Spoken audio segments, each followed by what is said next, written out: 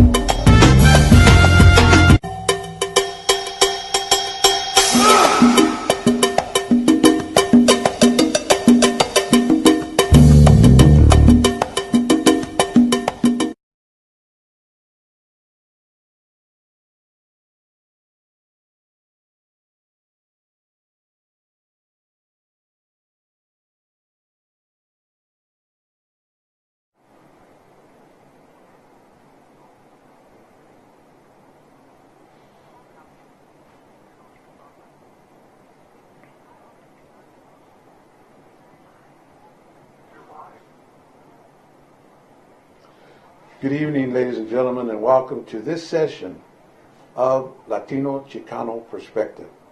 My name is Reynaldo Cervantes, and I'm your host and producer of this show. Tonight we have a wonderful show set up for you. It's going to be 1 hour long. We're going to have 4 13-minute segments, and hopefully the first segment will go by as smooth as silk. The second segment even smoother, and so on and so forth. But tonight I'm very privileged to have Miss Gloria Camarena with me. Gloria is an insurance agent who has agreed to be the first of a series on a series of what we're going to call introducing business entities to the community.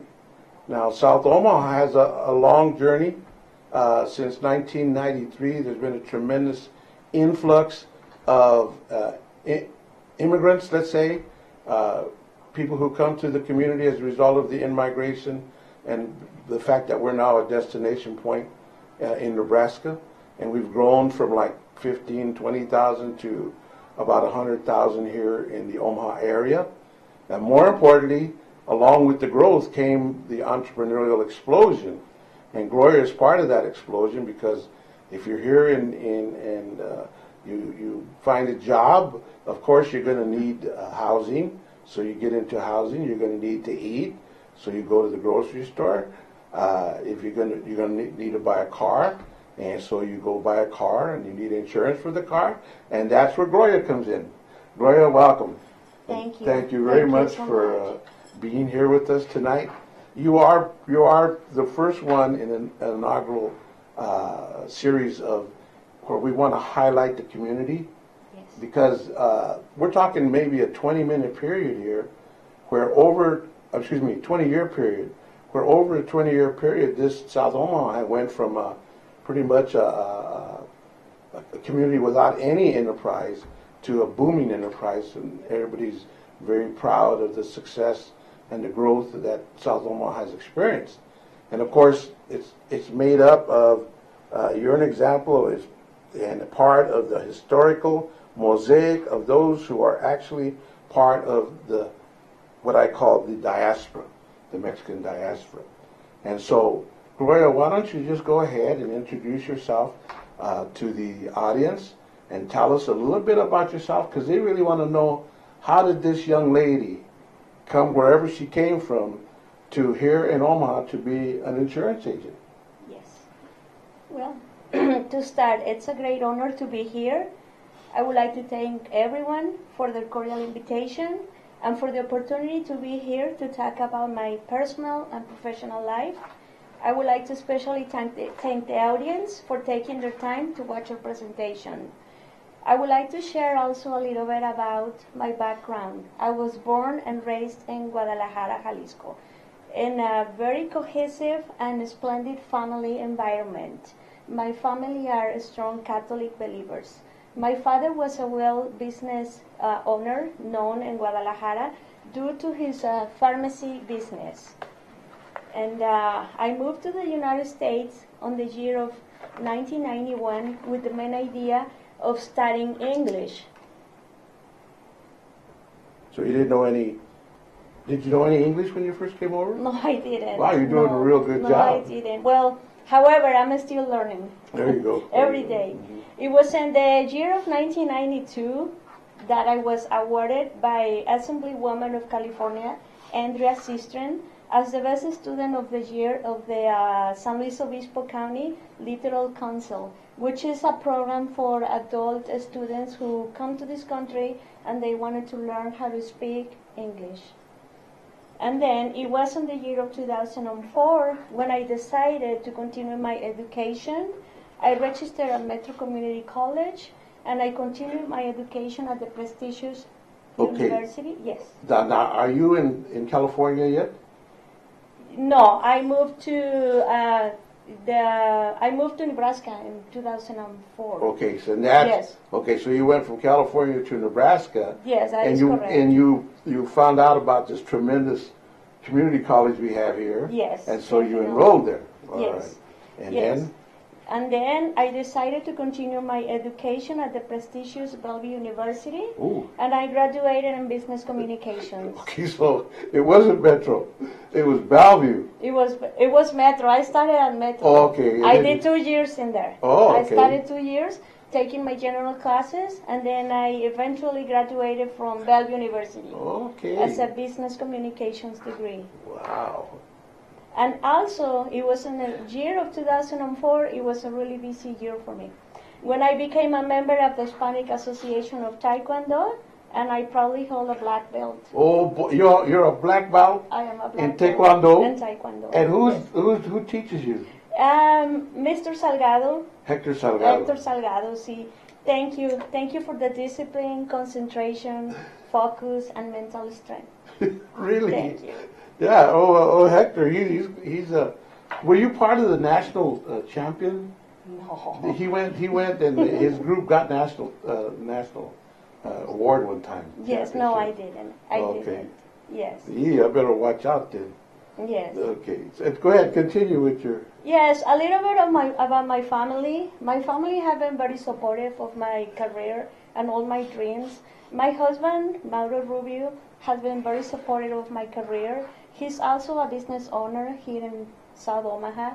He owns and operates Rubio's Auto Sales and Auto Repair.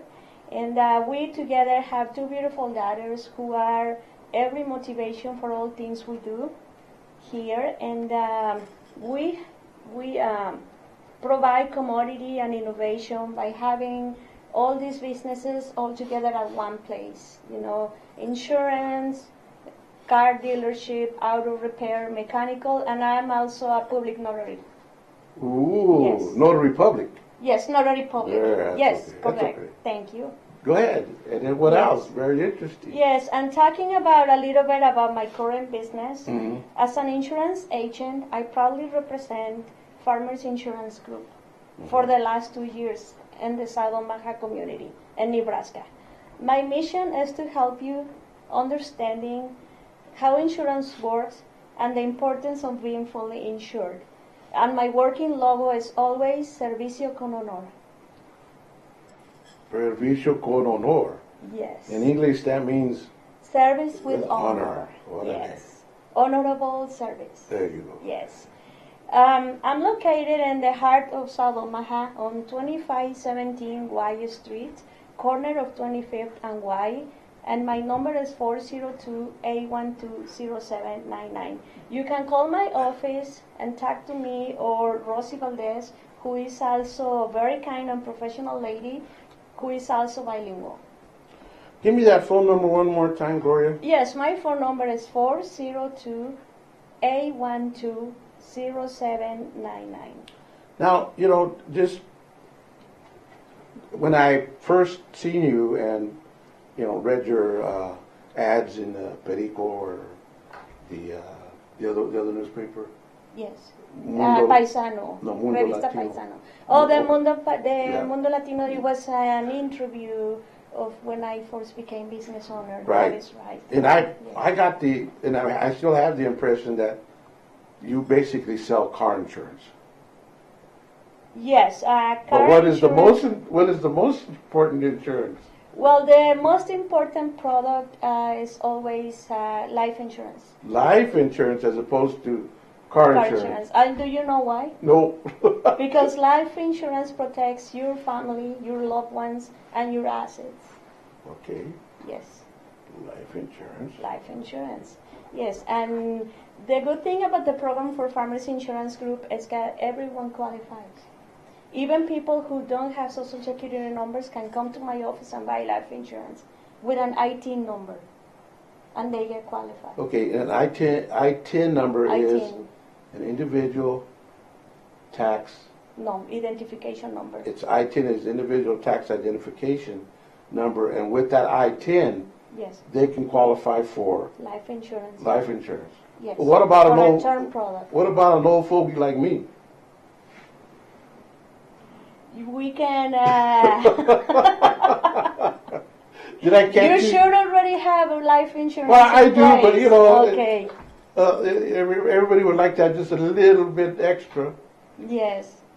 We can run an application later for you if you would like. Okay. You can call my office. Okay, I'll do that. Go ahead. What else have you got? Oh, and then the most common, of course, auto insurance, and I do work commercial lines, personal lines, homeowners insurance, renters insurance. Soon I'm going to be having health insurance in my office too. So Gloria, now you are the story. I mean, you came. I'm not sure I can put you into a category of somebody who came across the border and you didn't have any kind of background and stuff. It seems to me that you had some background before you came from Mexico into the United States, or are you part of that story that where you came and you make a success, that you're part of the American dream? I'm part of the American dream. Okay. And also, I will have to agree with you. I have a very strong background from my family. From your family in Yes, Mexico. from my family. I was well raised in education and sports. And you came here. You came here in. Well, you came. You were in California in the 1990s. 1992. Yes. Okay, and then you moved from there to Omaha, and all of a sudden, how did you get into the insurance business? I got into the insurance business because my husband has been into business longer than I have, for the past maybe 14 years. Mm-hmm. And then he needed commercial insurance, and he met an insurance agent, and then we went together for an appointment. And that person, when he met me, and he knew that, when he met me, find out that I was bilingual, he wanted a bilingual person working for him. So he gave me a job in the insurance, and that's how I became familiar with the insurance industry, and I get to know a little bit of how the insurance industry works, and it grew my interest. Very good. See, because I had gone to Chicago off and on for 15 years. Mm-hmm. And when I came back, it was 2002 or 2003, and the whole community had changed. I mean, there was a lot of Mexicanos. Yes. And your story is just one of many, and how you're part of this exploding business and entrepreneurial spirit that's going on here in Omaha. Now, have you experienced right along the growing community, and where do you think the community is at now? What do you think? Are we still growing? Are we still prospering? Or what's your opinion? Well, yes, definitely. I agree with everything you just said. And living, loving, and raising a family in the South Omaha area has been a great experience to me. I have been fortunate to meet wonderful people, visited great places, participated in events in the community.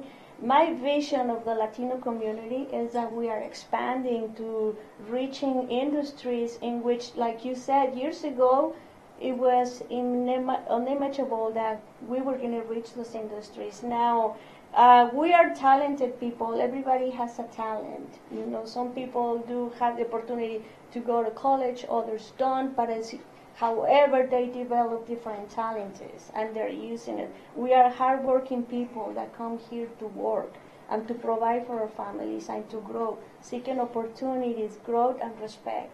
Very good. Very good. How am I doing on time, engineers? That's awesome. Okay. Well, Gloria, I want to thank you so much for coming. Thank you so much I for know having me. this It was is a a short pleasure. time. Maybe Thank I'd like you. to put your husband on here and kind of go over Definitely, his story yes. too.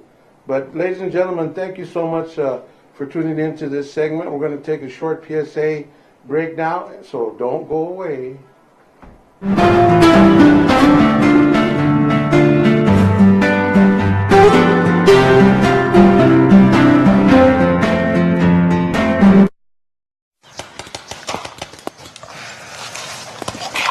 I give you the signal, you two cut left to the flag. I'm gonna cover you from that tree over there.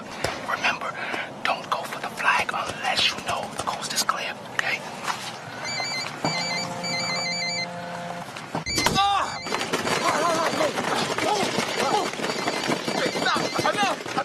You don't have to be perfect to be a perfect parent, because kids in foster care don't need perfection. They need you.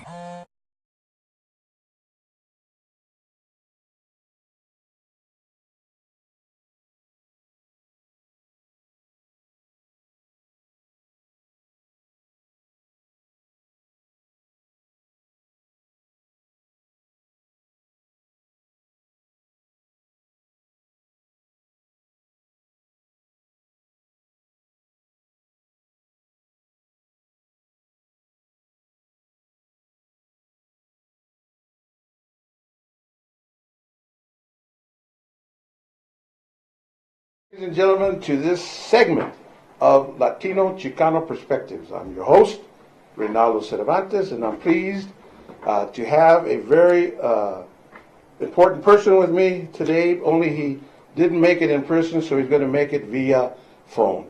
And his name is Dr. Martin Ramirez. Dr. Martin Ramirez is a retired psychologist from the University of Nebraska. He's also been a lifelong advocate for the Chicano movement. And lately, here in Omaha, we've been dealing with what I consider to be race relations. And those race relations are kind of going through some, I don't know if it's a transitional phase or what you would call it, but certainly it's not the same as when we were young back in the 60s and 70s, when the times were a lot different, and there was an automatic coalition developed between blacks and Latinos, Chicanos, liberal whites, the American Indian, indigenous people, and what have you.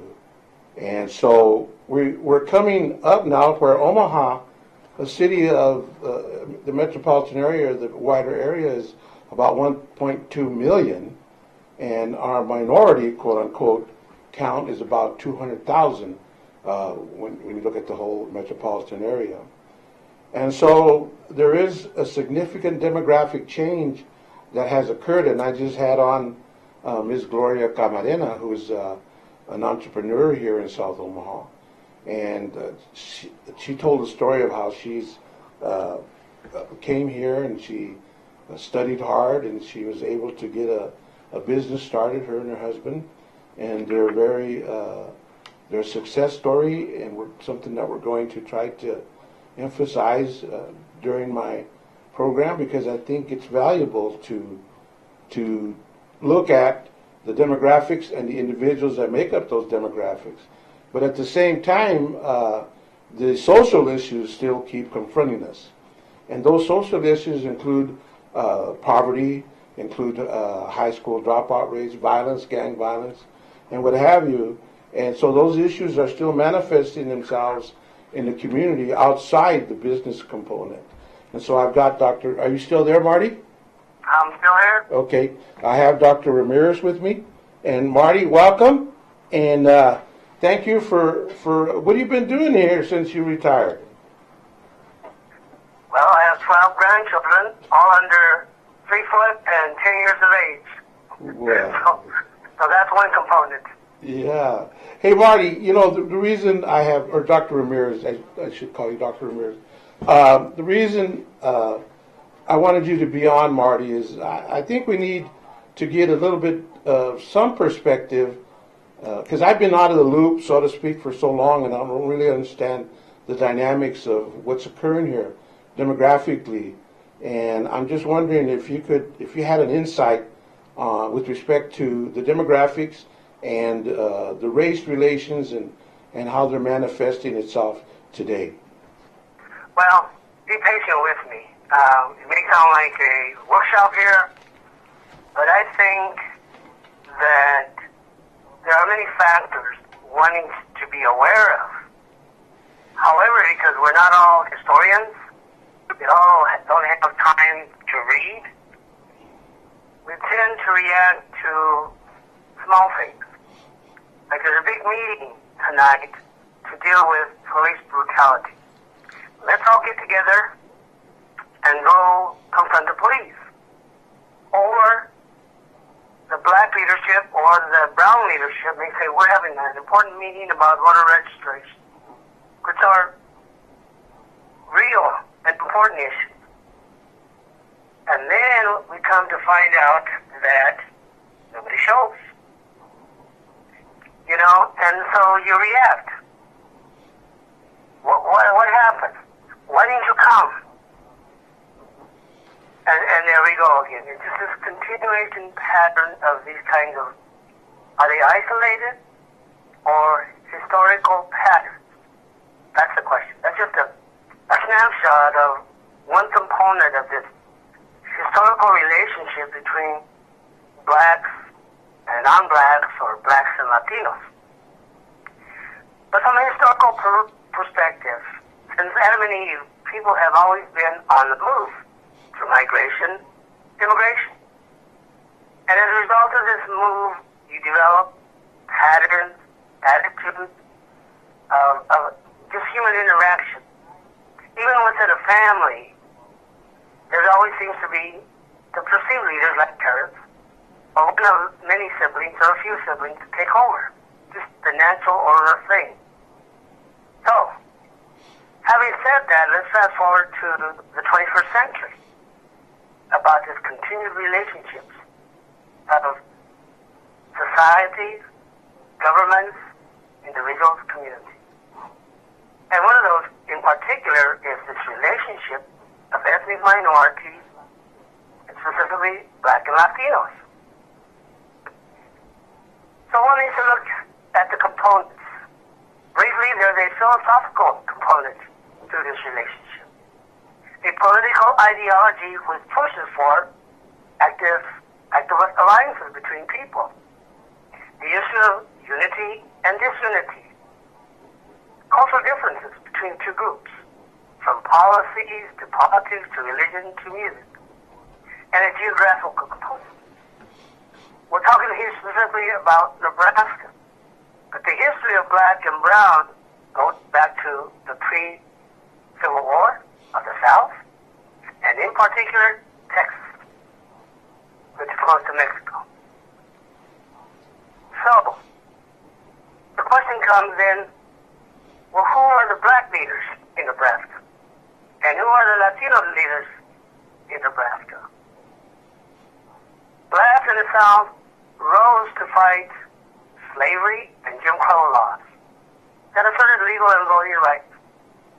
The Latino issue hence comes from Mexico and through Texas, fighting the Jim Crow mentality, immigration issues, and both fighting economic and political power.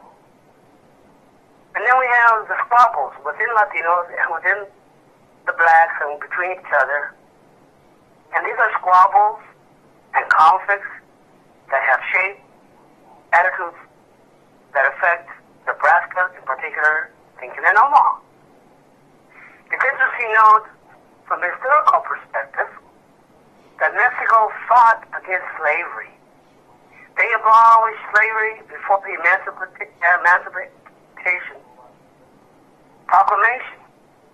Mexico had two Afro-Mexican presidents, the main catalyst for the Mexican War.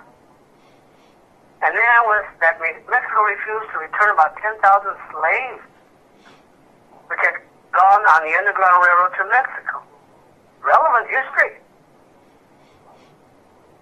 And then the blacks, through the Jim Crow view, wrote or fought against segregation and the denial and deprivation of basic social, economic, and political gains. And then came some interesting things in America. World War II, where blacks were refused to participate, or even before that in the movie Glory, and coming back, Private Longoria was refused, burial in Texas. But after World War II, the slow erosion of civil rights amongst the black community and the Mexican American community at that time. They did not come as a coalition.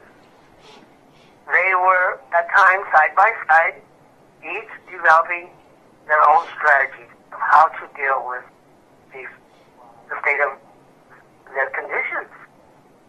And that was interesting. But along the way in Texas, there was what's called a whiteness strategy. Say again, Marty. Whiteness?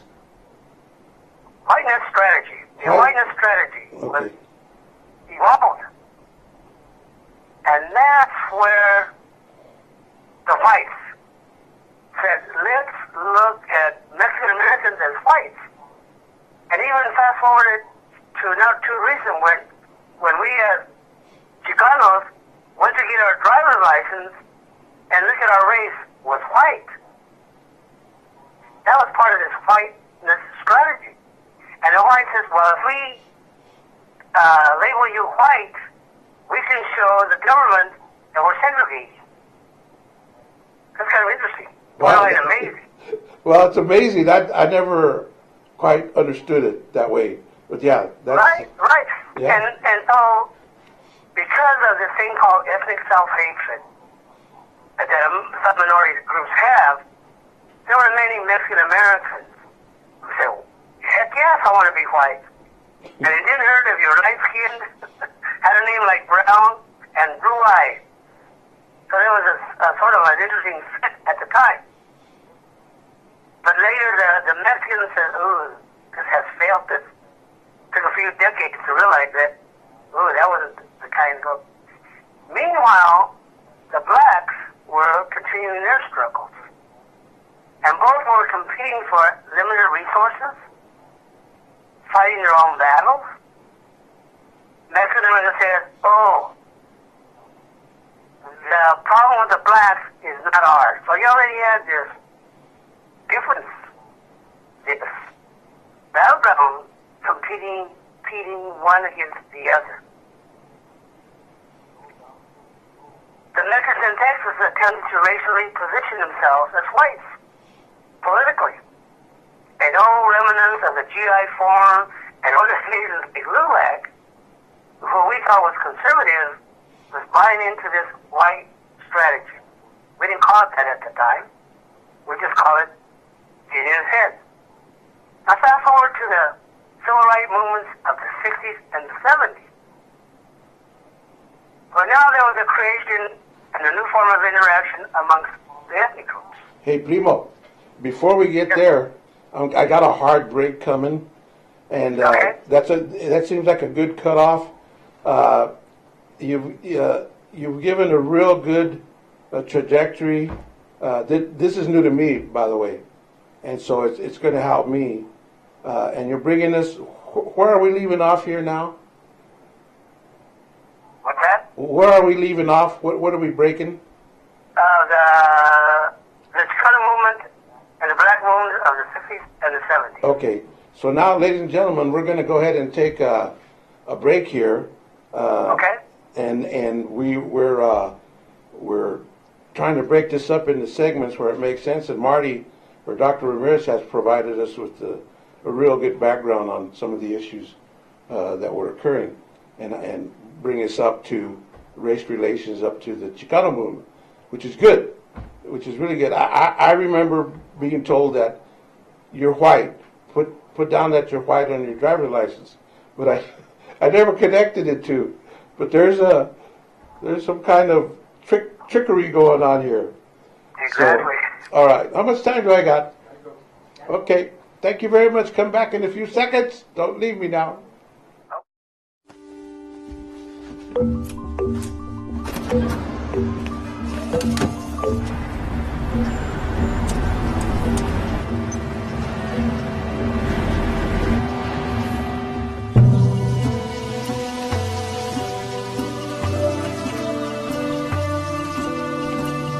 Encuentra el bosque más cercano en descubreelbosque.org. El bosque, más cerca de lo que crees. Severe weather can destroy a home in seconds. There's no time to think, only time to act. Have a kit so you're ready for any emergency. Develop a plan for what you and your family will do before disaster strikes. And stay informed during severe weather any way you can. It can be the difference between losing your possessions and losing your life. Just ask the owners of this house. Visit ready.gov for ways to prepare your family for emergencies.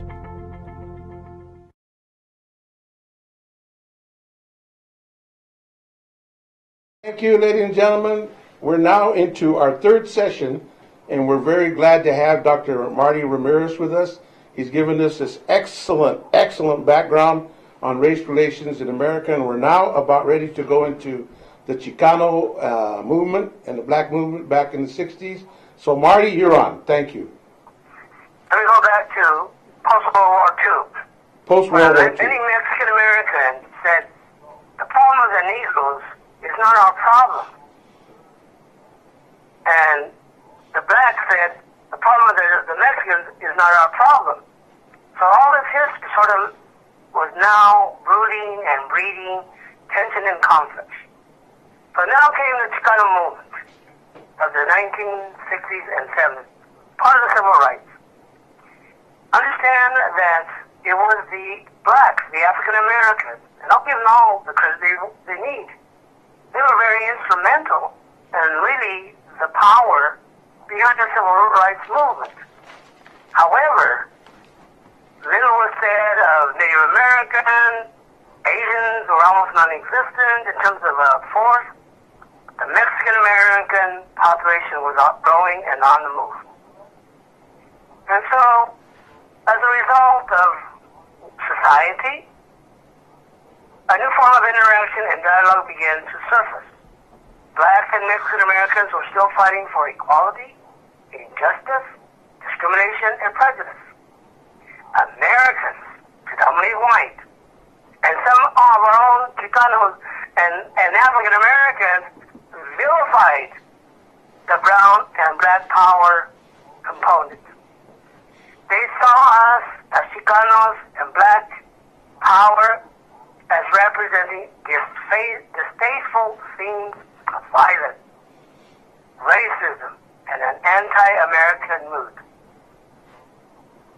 There was this other issue. But the Chicano movement in particular shifted away from the whiteness theme of wanting to act and sometimes look white. And we argued that individuals of Mexican heritage were an identifiable minority, that they were in fact brown and not white.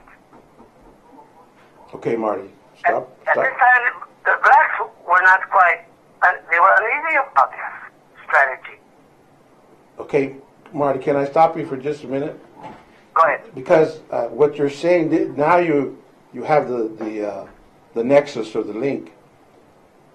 What we were never able to identify as a distinct group because of the this white concept. Right.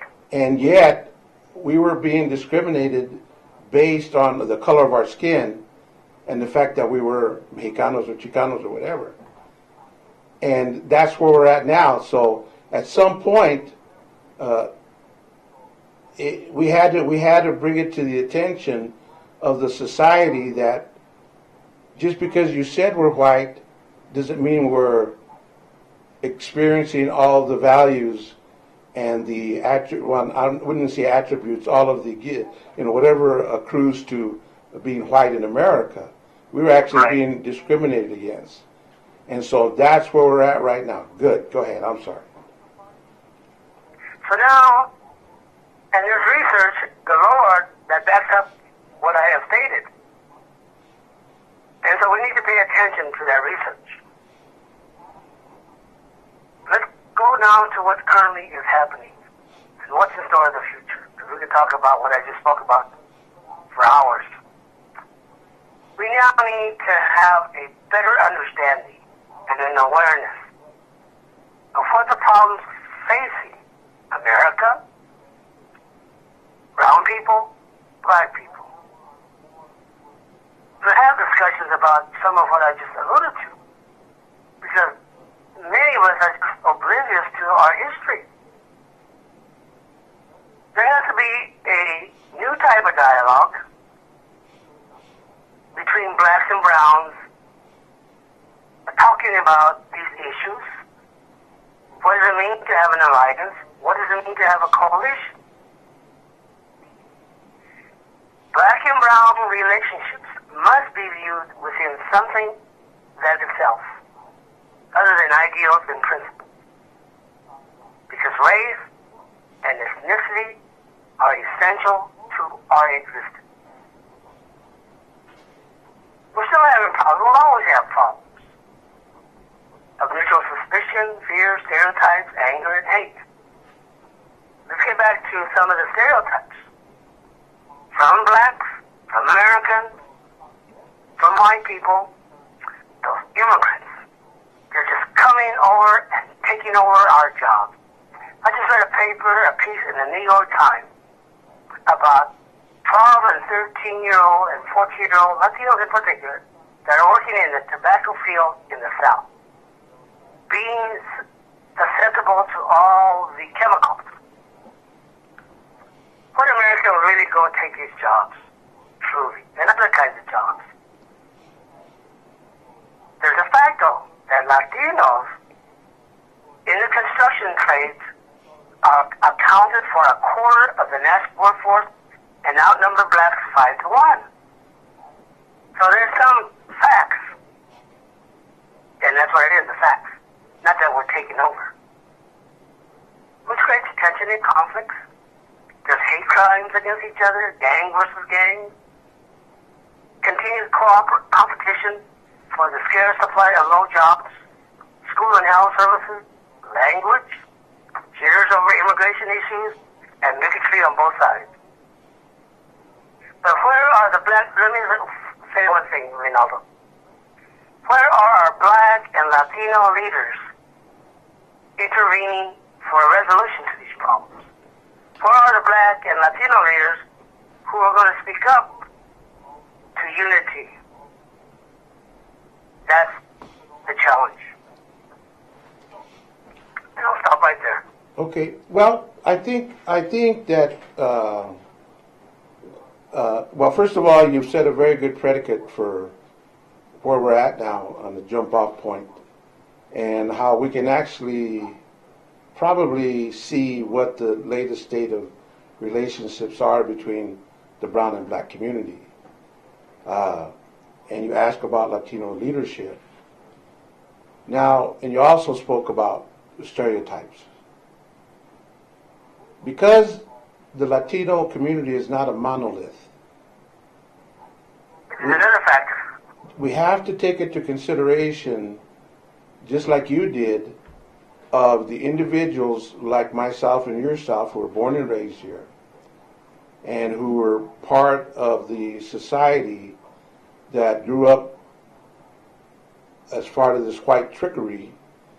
And then the only way we could break away was to self-identify, which was the Chicano movement. And now, because we're predominantly Mexican-American, but now that we have people in very important positions that may or may not be Mexican-American, you bring in everything that you've talked about so far, and that is culture, that is history, that is traditions. Now, there's ethnic culture, ethnic traditions, but there's also a political culture and political traditions. And so what I see that's happening here on this level, and I think you hit it right on the head, is that we have to create a new paradigm, a new jargon, let's say, a nomenclature about how we're going to self-assess and what process we're going to use to self-assess, and then what structure we're going to do before we can even think about joining or this coalition building that you said happened almost by accident. And moreover, the societal pressures are creating almost a violent competition between the two races. So I agree that, and it's all started, you gave these two examples of police-community relations and also the voting rights and what have you. So are you understanding what I'm saying, that we're not a monolith, and how that has a contributing factors to our ability to organize and coordinate? Exactly. One of the issues amongst the Latinos now is those who are born here and those who are recent arrival. It's my contention that many of the foreigners, Latino foreigners, the recent Latino immigrants, are very, very thankful and grateful for what America has provided them. As a Chicano, and saying Chicanos are not grateful, we're thankful, which really represents an approach, a view, which then often presents a split between the native-born Mexicans, Chicanos, versus the new recent Latino immigrants, just on that word alone. Because if I'm grateful, then I'm not going to do too much to tell whoever gave me this opportunity what I really think. And there's a big divide that's causing conflict just amongst the Chicanos and some of the new arrivals. Exactly, Marty. We have to address. Exactly. We have to address. Yes, and that's the kicker. Okay, the kicker is, if we're going to draw that conclusion, and we know that that has to be addressed, now we have to create some kind of structure or venue to where all this comes together, if that's an issue. If we're concluding that one of the reasons that we're not getting to the point where we need to do in terms of understanding of the value of coalition. Here's another reality. Okay. If you look in the news, they state that the next president will not win without the Latino vote. The reality is, many know that Latinos could vote. That's why they come and vote for a vote. The day after the election, they know we don't vote. And that's just a real life tragedy amongst in this country. You turn on the news and you look at California and more and more states where the Latino population is growing and being active. I mean, you're seeing city councilmen, mayors, some governors, and we're over here in Lincoln and Omaha and the rest of Nebraska state. All right, Primo, I got another hard break coming. Hold on to that. I'm waiting on bated breath, or bad breath, whatever. Be right back.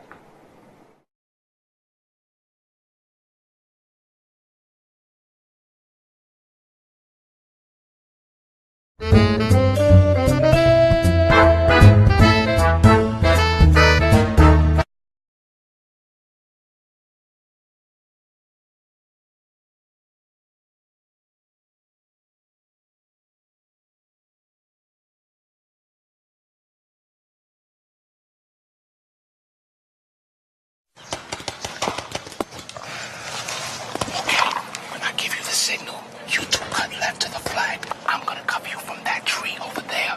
Remember, don't go for the flag unless you know the coast is clear, okay?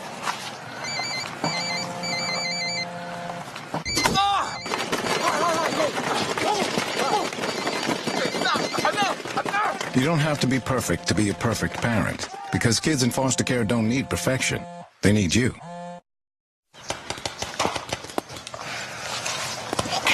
When I give you the signal, you two cut left to the flag. I'm gonna cover you from that tree over there.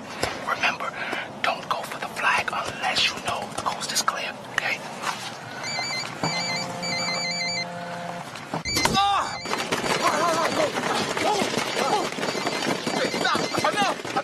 You don't have to be perfect to be a perfect parent, because kids in foster care don't need perfection. They need you.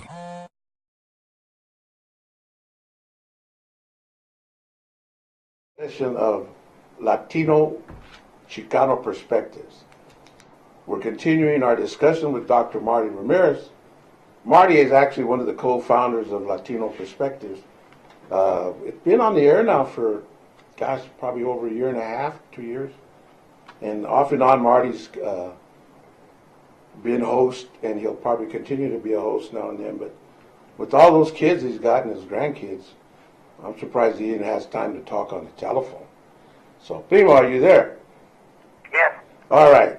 So now you take off from where you were just talking about the presidential election and how the impact of the Latino vote. And then you said that it turns out that we don't vote in the numbers that we could, because I think we vote. We just, now the question here, Dr. Ramirez, is when you look at the statistics and you look at the overall voting average and the turnout, and there's a certain percentage of the electorate that's eligible to vote that actually come out to vote. And they say, like in the primaries, it's like 25 to 30%. In the midterm election, it's like 35 to 40%. Now, have we been able to look at the statistics to see whether or not the percentages of the Latino vote, is anywhere near that, or maybe we haven't gotten there yet? Well, I don't know the answer to that, but somebody should be on top of that. You know, we have researchers, Latino researchers, who should be on top of that.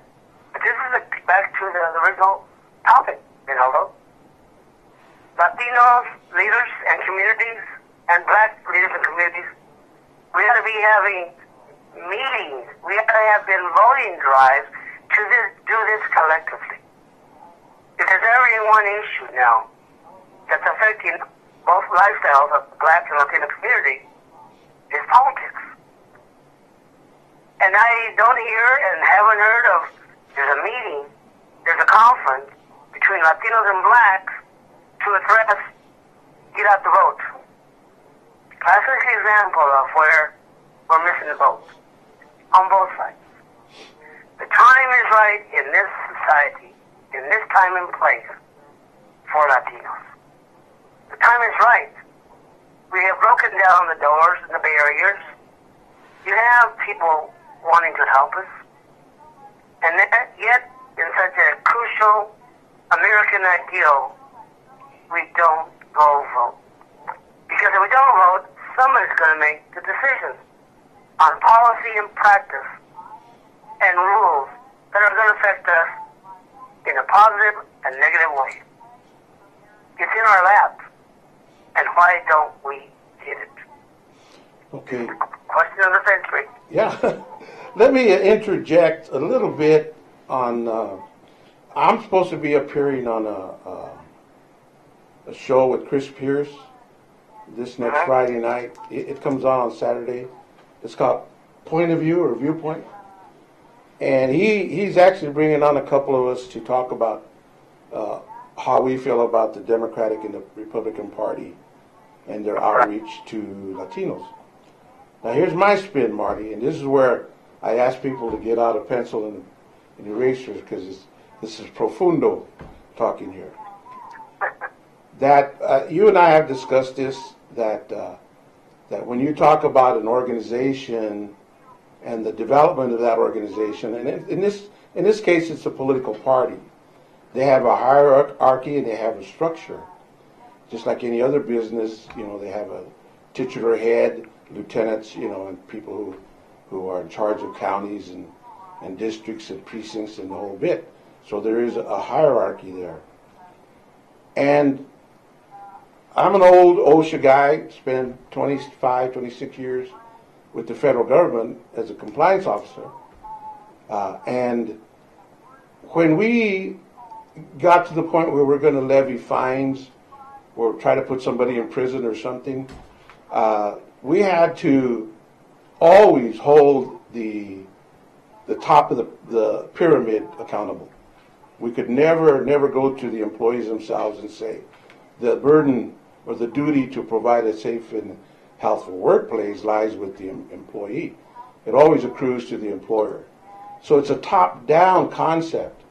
Not only that, we would negotiate with the employer and say, hey, look, we're going to send you to prison or whatever, but we're willing to give you a break if you develop and accept the safety and health work culture. And that means the top of the guy, the top person, the top lady, had to embrace safety and health as part of their productive culture. So they embedded it within in other words, if a foreman was, or a foreperson was held responsible for productivity in a certain area, it was not just for production, it was now for safety and health reasons also. So that's creating a culture. Similarly, I think that the Democratic Party and the Republican Party have to, the issue is top down. Not only that, we have 100,000 Latinos here in Omaha. I think we're going through a transition period where it's not up to us. It's not up to us. It's not up to the Latinos. It's up to the heads of these different parties to come in and figure out how they're going to transition us into the majority. Because I believe in my own heart of minds that we have enough registered voters in Omaha proper where we could actually take over the Democratic Party. I just read a statistic that said that in Omaha you had 120-some Democrats, 120-some Republicans, and 120-some independents. Well, the balance of power obviously lies with the independents. So why are we talking about Democrats versus Republicans? You understand what I'm saying? Right. Did I leave you speechless? Well, it's kind of interesting that in 2014, as Republicans and Democrats, primarily Democrats who want our vote, in their speeches are so afraid to use the word inclusiveness, diversity, the Latino community. We're not asking them to jump up and down about immigration and immigration reform, but they're still so afraid, and that's not acceptable. You want our vote, you want our support on conditional, and that's not going to get it. Bingo, Primo, there it is. There it is. So therefore, they've got a lot to learn. Therefore, the heads of these different entities they're just as ignorant of what's going on here as we are. They have to relate heavily on the history that you talked about and the traditions. And the paradigm is changing to the point where if they don't self-initiate, if they don't try to save their company, so to speak. But Reynaldo, it's not ignorance. Remember I spoke about this whiteness strategy that's been here since the formation of our country? These Democrats and Republicans and all other parties, they go behind closed doors and come up with these strategies behind their speeches. So it's no longer in ignorance. Okay. It's a very negative, self-defeating strategy that's going to backfire on them. Well, yeah. Local, at the state, and the national level. It's what's going to happen. Yeah, well, and the only other issue here, Marty, is just sheer demographics. Sheer demographics. That strategy will work, I mean, and I know we're going to get into it right now. I mean, not that you and I are going to get into it, but this whole issue of immigration reform. That's going to happen one way or the other. And we know that that's going to have a sea change impact on the electorate, on the body politic. That's a given. That any amount of trickery, any amount of this white, whatever you call it, whitiness, is not going to work. It's just simply not going to work, and that's reality. The challenge between blacks and Latinos, and black and Latino together, the only part of the solution, or you going to be part of the problem. There you go. And right now we're dealing with the problem part of this. So what? So with that. Okay. I'll let you go. Well, what would you suggest, Marty, where we should go? In the future, what should we try to do to try to put this in some kind of strategic outline? Well, somebody in our community, in our government, you have to sit down and say, look, Reynaldo, who are the black leaders? Who should we invite and begin to have this constructive dialogue? Not on the past so much as based on the changes, the facts, and what's going to work for us. Somebody needs to take hold of this. Because we're too busy reacting to conjecture in the past. That has to stop. Okay, well, listen, I'm looking forward to talking about this, and maybe I get some other individuals to have that meeting and to see whether or not they're interested. Because I know police community relations is not going to go away, and certainly the immigration issue. What you have in your favor now is the technology. I mean, you have Twitter and Facebook and email. And look at us. And we got the worldwide webcast right here, baby. Okay, Primo. Thank you, Dr. Ramirez. Thank you for coming on. Ladies and gentlemen, thank you. Ladies and gentlemen, I just want to make a little announcement here. I want to thank Marty for coming on, and also Gloria Camarena. But we're going to have a fundraiser. It's a cancer benefit that's going to be scheduled for November 8th, 2014. It's going to be here, I think, at Our Lady Guadalupe. Anyway, yours truly, along with other bands, are going to be performing at that fundraiser. I'm an old broken down musician who thinks he can sing, but who's got a lot to learn yet. But I'll be from time to time talking about this fundraiser to give you an update, what have you. But I certainly appreciate the dialogue. I hope that you call in or Facebook us or whatever to give us some feedback on the program.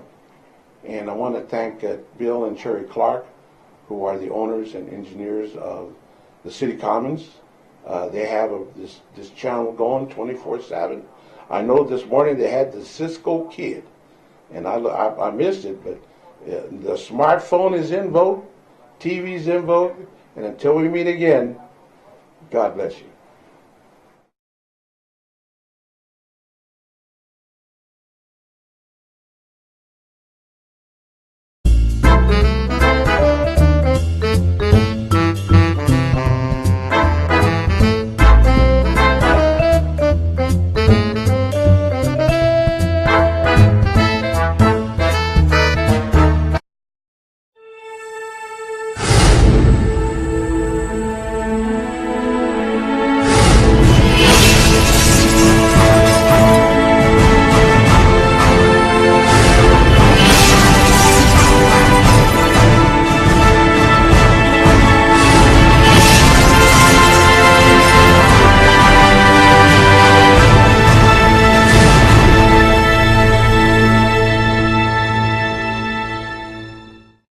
Welcome to Sarpy Outlook. I'm Peg O'Day Lippert. Our guest is Deb Davis, Chief Deputy Election Commissioner in Sarpy County. Welcome, Deb. Thank you, Peg. Thank you for having me. The issue to be discussed is voting, Sarpy County, what works, what doesn't, and thoughts and plans about improvements. Deb, perhaps the best place to start is with voter registration, or even before that, voter requirements in Nebraska. And would you describe them and then walk us through the registration process, the various opportunities people have to register, when they need to re-register, and right up through the voting itself? Okay. Requirements to vote in the state of Nebraska is that you need to be a U.S. citizen, 18 years or older, or 18 years of age by the first Monday in November. Okay? Registration, Sarpy County has a lot of convenient ways to register. You can register online. There is a form on our online site.